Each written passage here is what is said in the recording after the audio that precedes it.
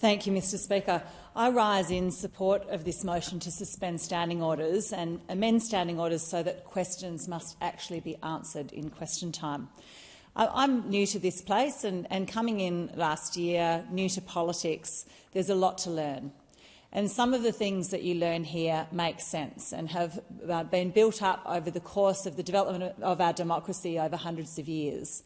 Other things don't make sense and are out of step with the opinions of the general public.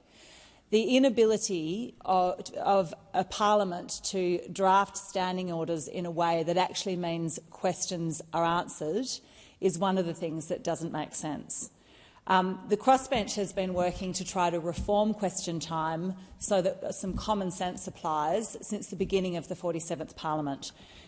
In trying to improve the rules in question time so that we get answers and what the average person would consider to be an answer, we have written to the Leader of the House, we've written to the Manager of Opposition Business, we've written to the Speaker, we've written to the Procedure Committee twice, we've made a submission to the Procedure Committee's current inquiry, and we've also, a number of us have given evidence in a private hearing to the Procedure Committee. Despite all of this work within the rules of the House, we are not seeing any sign of reform in line with community standards. We've met with both sides of the House to try and drive this reform. The way this amendment is drafted may not be perfect, but I think that it should not be beyond this parliament to come up with a form of words that actually requires people to give a common-sense answer to questions that are put in question time.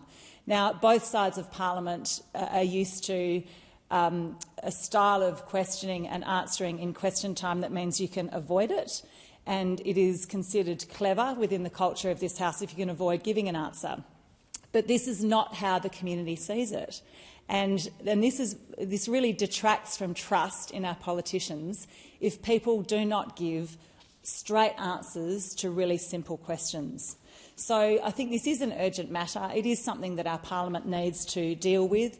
We've had about 83 question times in this parliament, about 20 questions in each of those question times.